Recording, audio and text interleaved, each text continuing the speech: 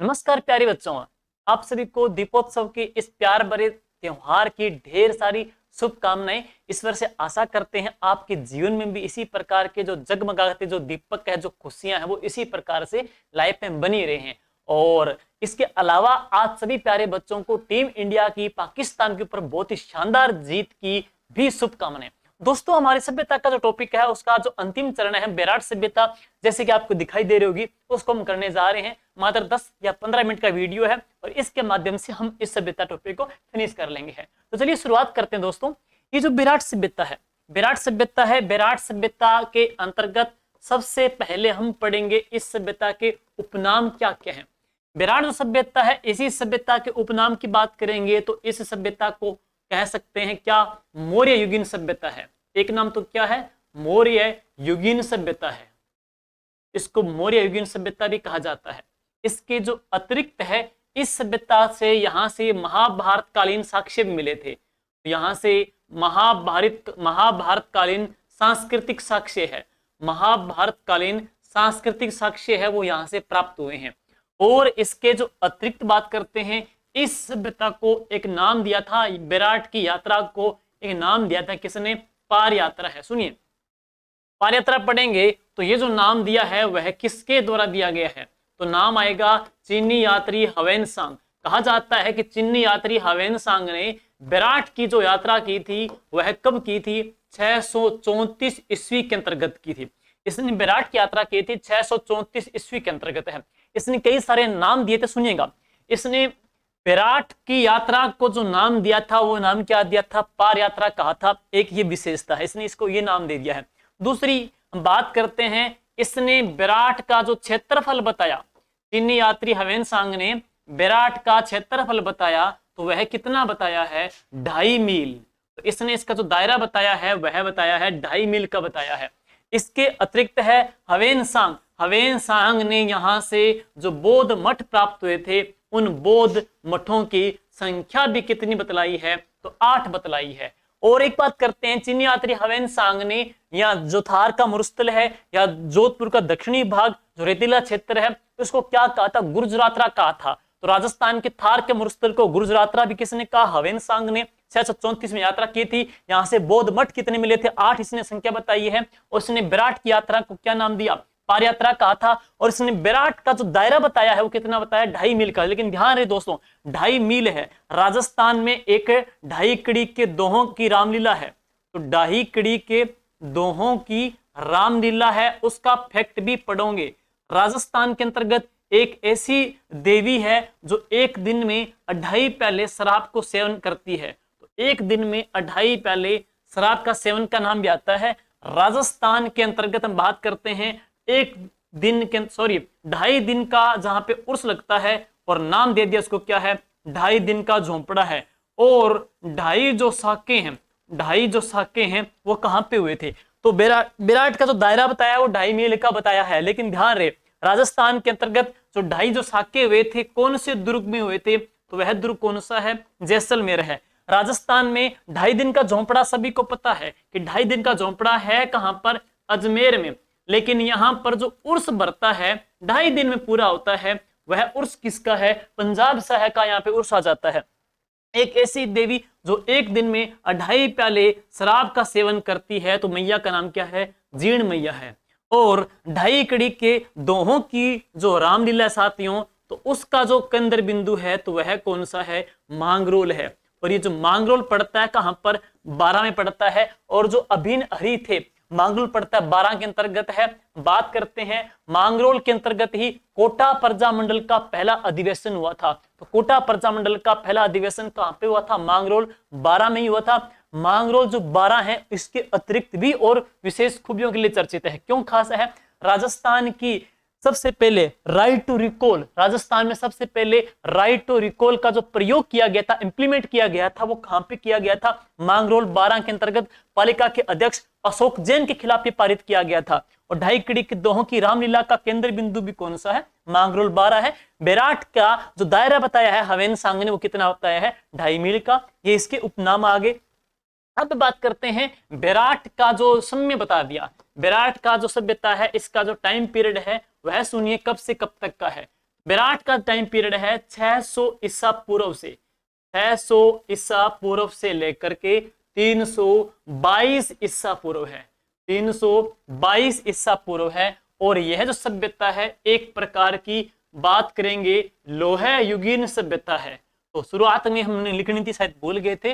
विराट जो सभ्यता की बात करते हैं, तो विराट जो सभ्यता है यह एक प्रकार की कैसी सभ्यता है, लोहे युगीन सभ्यता। ध्यान रहे, पेपर में यह सा प्रश्न भी आ सकता है, निम्न में से कौन सी कांस्य है, कौन सी ताम्र है, कौन सी लोहे युगीन है, कौन सी पाषाणकालीन है। तो विराट जो सभ्यता है एक प्रकार की लोहे युगीन सभ्यता है। टाइम पीरियड इसका ये आ जाएगा है। नेक्स्ट बात करते हैं विराट सभ्यता की जो खोज की, विराट सभ्यता की खोज के अंतर्गत जो नाम आएगा, और विराट सभ्यता है इसका जो उत्खनन जो किया था उनमें नाम किस किस का आता है। बात करते हैं इसकी जो खोज की थी दयाराम साहनी के द्वारा है। तो विराट सभ्यता है इसकी जो खोज हुई है किसके द्वारा, दयाराम साहनी के द्वारा है। दयाराम साहनी ने विराट सभ्यता की जो खोज की है कौन से वर्ष की थी, 1937 के अंतर्गत की थी। लेकिन विराट सभ्यता है इसके उत्खनन के अंतर्गत है, विराट सभ्यता है इसके उत्खनन के अंतर्गत है। किस किस का नाम आता है विराट सभ्यता के उत्खनन के अंतर्गत, जो नाम देखते हैं सुनिएगा, वह कौन कौन से हैं। कैलाश दीक्षित,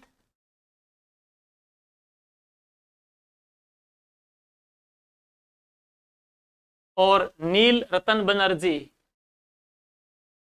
कैलाश दीक्षित और नील रतन बनर्जी 1961-62 के अंतर्गत है।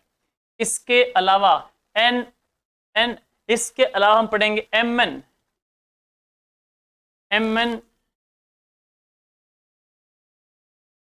देश पांडे का है, और डी आर भंडारकर का भी नाम आता है।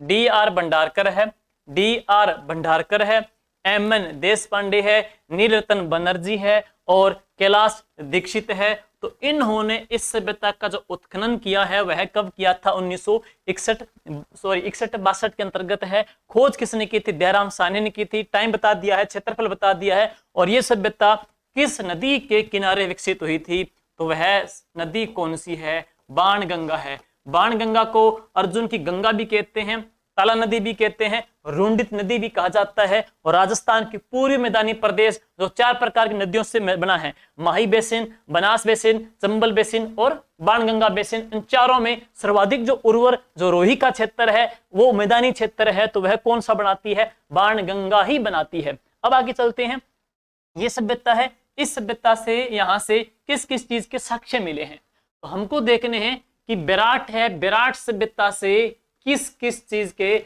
साक्ष्य मिले हैं। सबसे पहले बात करते हैं विराट सभ्यता के अंतर्गत जो लिपि प्राप्त हुई साथियों, तो यहां से इस प्रकार की लिपि प्राप्त हुई जिसको हम कह सकते हैं क्या नाम, शंख लिपि है। विराट सभ्यता की जो लिपि थी वह लिपि कौन सी है, शंख लिपि यहां से प्राप्त हुई है। लेकिन ध्यान रहे राजस्थान के अंतर्गत है, शंख को लेकर के राजस्थान में बात पढ़ेंगे तो राजस्थान में हाथी दांत की जो चूड़ियां प्राप्त हुई, राजस्थान में हाथी दांत की जो चूड़ियां प्राप्त हुई, और राजस्थान के अंतर्गत है ऐसी सभ्यता जहां से हाथी दांत के शंख प्राप्त हुए। तो हाथी दांत के जो शंख प्राप्त होंगे तो वह सभ्यता कौन सी है, जोधपुरा। राजस्थान में हाथी दांत की चूड़ियों का जो प्रधान जो केंद्र है तो जयपुर है, और कौन सा है, जोधपुरा जाता है। राजस्थान में हाथी दांत के जो शंख मिले थे जोधपुरा सभ्यता से, तो जयपुर के अंतर्गत है, साबी के किनारे ये डेवलप हुई थी। और यहाँ की जो लिपि है वह कैसी आ जाएगी, शंख लिपि आ जाएगी है। तो इस सभ्यता की जो हम देखते हैं लिपि कैसी आ जाएगी, शंख लिपि। अब इसके पश्चात बात करेंगे यहां से ऐसे ईंट के, यहां से पक्की ईंट से, यहां इस सभ्यता से पक्की ईंट के गोल बौद्ध मठ मिले हैं। यहां से पक्की ईंट के गोल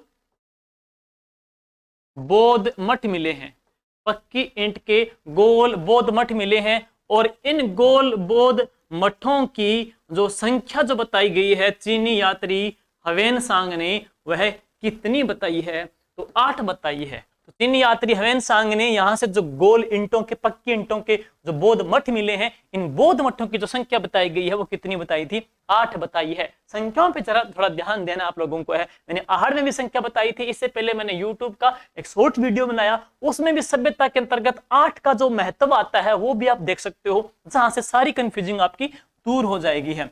और इसके पश्चात है हम बात करेंगे ये जो सभ्यता है, इस सभ्यता के अंतर्गत छोटी छोटी पहाड़ियां हैं, जैसे कि ये कुछ पहाड़ियां बात करते हैं, नाम आता है जैसे कि महादेव डूंगरी, छोटी पहाड़ियों के छोटे रूप को डूंगरी कहते हैं, महादेव डूंगरी है, भीम डूंगरी और बिज्जक डूंगरी। तो महादेव डूंगरी है, यहां से उत्खनन है दयाराम साहनी ने किया था, लेकिन जो भीम डूंगरी है और कौन सी है, बिज्जक डूंगरी है, इन दोनों पहाड़ियों से ही सम्राट अशोक के शिलालेख प्राप्त हुए थे। सम्राट अशोक के जो 2 शिलालेख मिले हैं, दोनों को दोनों कहां से प्राप्त हुए हैं? बिज्जक डूंगरी की पहाड़ी से, और कौन सी है, भीमसेन या भीम डूंगरी की पहाड़ी से। खोज किसने की और कब की वो देखते हैं आगे है, सुनिएगा। मैं पहले बात करूंगा, वेरी वेरी इंपॉर्टेंट है, सबसे पहले बात करते हैं, मोस्ट इंपॉर्टेंट है, तो उस पहाड़ी का जो नाम है, इस पहाड़ी का नाम है बिज्जक डूंगरी की पहाड़ी। बिज्जक डूंगरी की जो पहाड़ी है जयपुर जिले के अंतर्गत है, और बिज्जक डूंगरी की जो पहाड़ी है यहां से शिलालेख की खोज कब हुई थी? 1837 में। 1837 के अंतर्गत यहां से एक शिलालेख की खोज हुई थी, और इस शिलालेख का जो नाम पूछा जा सकता है, तो इस शिलालेख का जो नाम है वो क्या है? भाब्रू शिलालेख है। और इस शिलालेख का नाम भाब्रू है, लेकिन इस शिलालेख की जो खोज की थी तो है किसने की है? तो कैप्टन बर्ट ने। तो इस शिलालेख की खोज की थी कैप्टन बर्ट ने। शिलालेख का नाम क्या है? भाब्रू शिलालेख है। अब बात करते हैं, ये जो भाब्रू शिलालेख है, ये भाब्रू जो शिलालेख है, इस शिलालेख के अंतर्गत किन किन शब्दों का जिक्र किया गया है, यहाँ पे क्या क्या वर्ड इसके अंतर्गत खुदे हुए हैं, और ये किस चीज का साक्ष्य भी देता है। तो बात करते हैं इस भाब्रू शिलालेख को लेकर के। ये भाब्रू जो शिलालेख है ना, इस भाब्रू शिलालेख के अंतर्गत सम्राट अशोक को मगध का सम्राट, मगध का राजा बताया है। तो मगध का जो राजा बताया है वह किसको बताया है? सम्राट अशोक को बताया है। पहली विशेषता है भाब्रू जो शिलालेख है, इसमें 3 वर्ड खुदे हैं, बोध, धम और संग।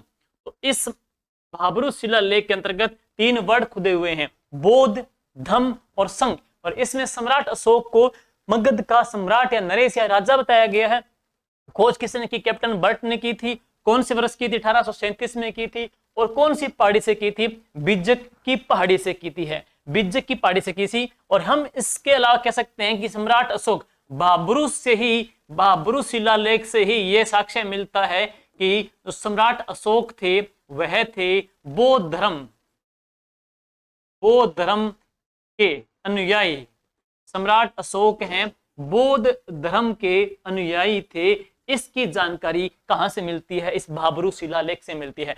वापिस सुनिएगा, बी से पढ़ेंगे बेराट सभ्यता। बी बोले तो बेराट सभ्यता। बी बोले तो बेराट सभ्यता किस नदी के किनारे? बाणगंगा किनारे। बी बोले तो शिलालेख मिला किस पहाड़ी से? बिज्जक डूंगरी की पहाड़ी से। बी बोले तो शिलालेख का नाम, बी बोले तो भाब्रू शिलालेख। बी बोले तो खोज किसने की? कैप्टन बर्ट ने की थी। बी बोले तो बाणगंगा का मेला। बी बोले तो बैसाख की पूर्णिमा को लगता है। बाणगंगा बैसाख पूर्णिमा को। बी से भाब्रू, बी से बेराट, बी से बिज्जक डूंगरी, बी से भाब्रू शिलालेख है। बी बोले तो यहां से सम्राट अशोक के कौन से धर्म के अनुयायी होने का साक्ष्य मिलता है? ये सम्राट अशोक है, बौद्ध धर्म के अनुयायी थे। और यहां से कुल कितने शिलालेख प्राप्त हुए हैं? कितने बौद्ध मठ प्राप्त हुए हैं? 8 बौद्ध मठ प्राप्त हुए हैं। लेकिन यहाँ की 2 पहाड़ियों से सम्राट अशोक के 2 शिलालेख मिले हैं। एक भीमसेन की डूंगरी की पहाड़ी, दूसरी कौन सी है? बिज्जक डूंगरी की पहाड़ी। लेकिन ध्यान रहे दोस्तों, 1837 में भाब्रू शिलालेख मिला था, लेकिन इस भाब्रू शिलालेख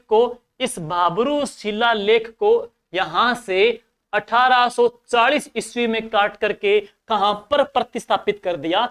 इसको यहां से काट करके कोलकाता संग्रहालय में वहां ले गए थे। तो 1840 के अंतर्गत है, इसको यहां से लेकर के कोलकाता संग्रहालय के अंतर्गत ले गए थे। तो ये है यहाँ का भाबरू शिलालेख है। दूसरा जो हम पढ़ते हैं भीम डूंगरी की पहाड़ी है। भीम डूंगरी की पहाड़ी और सम्राट अशोक का यहां से सेकंड शिलालेख मिला। सम्राट अशोक का सेकंड शिलालेख मिला, लेकिन इसकी खोज किसने की थी? जिसने राजस्थान में सर्वप्रथम पुरातात्विक सर्वेक्षण का काम किया था। भारत की बात करते हैं, कनिंघम का नाम आता है। राजस्थान के अंतर्गत सर्वेक्षण का जो काम सबसे पहले 1871 के अंतर्गत किया था, तो वह जो काम किया था ACL कार्लाइल ने है। तो राजस्थान के अंतर्गत विराट सभ्यता से सम्राट अशोक के दूसरे शिलालेख की जो खोज की थी 1871 में ACL कार्लाइल ने की थी। और ये कहां से खोजा गया था? ये भीमसेन की या भीम डूंगरी की पहाड़ी से इस शिलालेख की खोज हुई है। तो इस प्रकार से सम्राट अशोक के दो शिलालेख यहां से खोजे गए हैं। अब इसके पश्चात हम बात करते हैं अन्य हैं। तो यहां से एक अस्थि कलश, इस सभ्यता से एक अस्थि कलश भी प्राप्त हुआ। एक खंगारोत नाम आते हैं, जो कि यहाँ के शासक के दीवान, शासक के सैनिक थे, जिनको क्या एक अस्थि कलश प्राप्त हुआ। और उसमें गेस किया गया है कि बौद्ध की इसमें उनकी क्या अस्थियां हैं, उनका कुछ अंश वगैरह है। तो यहाँ से एक अस्थि कलश भी प्राप्त हुआ है। लेकिन ज्यादा महत्वपूर्ण क्या है, मेन शिलालेख का प्रश्न है, या बौद्ध मठ है वो कितने प्राप्त हुए उनका प्रश्न है। अगला जो इंपॉर्टेंट है, सुनिए वो पहलू क्या है। अगला इंपॉर्टेंट पहलू ये है कि ये जो सभ्यता है, इस सभ्यता से सूती वस्त्र के साक्ष्य है। इससे पहले हमने एकल सभ्यता पढ़ी थी, कौन सी? हमने पढ़ी थी बालाथल सभ्यता है। बालाथल सभ्यता से भी क्या है? सूती वस्त्र के साक्ष्य प्राप्त हुए थे। बालाथल सभ्यता से भी है। बालाथल के अलावा सूती वस्त्र के जो साक्ष्य प्राप्त हुए हैं, तो वह कहां से प्राप्त हुए हैं? विराट सभ्यता से प्राप्त हुए हैं। और खास बात क्या है, इस सूती वस्त्र में कुल कितनी मुद्राएं मिली है? 36 मुद्राएं। इस सूती वस्त्र में कुल 36 मुद्राएं लपेटी हुई मिली है। 36 मुद्राएं सूती वस्त्र के अंतर्गत। बात करते हैं जयपुर के शासक के द्वारा 36 कारखानों के चित्रकला कारखानों की स्थापना कहां पे की गई? जयपुर के अंतर्गत है। राजस्थान के अंतर्गत DCI जिला जो उद्योग केंद्र है, उसमें प्रत्येक जिले के अंतर्गत उद्योगों को डेवलप करने के लिए जिला उद्योग केंद्र की स्थापना 1978 में की गई थी। और उनकी भी संख्या कितनी है? 36 है। मोहनत नैणसी ने नैणसी ख्यात के अंतर्गत राजपूतों की कुल कितनी जातियां बताई है? 36 जातियां बताई है। और राजस्थान का एक ऐसा दुर्ग जिसका परकोटा कुल 36 किलोमीटर का लंबा है, तो कौन सा है? कुंभलगढ़ है। राजस्थान की पूर्व और पश्चिम कटरा और बात करते हैं सिलान गांव के बीच सूर्योदय सूर्यास्त का जो गेप आता है, कुल कितनी मिनट का आता है? 36 मिनट का वहां पे गेप भी आ जाता है। वहां पे 36 मिनट का गेप आ जाता है। 36 किलोमीटर लंबा परकोटा है। 36 जाते राजपूत अंग बताई गई है। राजस्थान जिला उद्योग केंद्र कितने? 36 आ जाते हैं। और जयपुर के अंतर्गत कुल कितनी चित्रकला कारखानों की स्थापना हुई थी? 36 की हुई थी। और बात करते हैं ये जो सभ्यता है, यहाँ से सूती वस्त्र है, सूती वस्त्र में कुल कितनी मुद्राएं मिली थी? 36 मुद्राएं मिली थी। लेकिन ध्यान दीजिए, अब फर्स्ट ग्रेड का एग्जाम हुआ था 18 अक्टूबर को फर्स्ट ग्रेड का एग्जाम होता हिस्ट्री सब्जेक्ट का है। सुनिए उसमें क्या प्रश्न है, हम बात करते हैं। 36 मुद्राएं मिली है। 36 मुद्राएं मिली है, उसमें से 8 मुद्रा प्लस हो गई, और उसमें क्या हो गई? 28 मुद्रा हो गई है।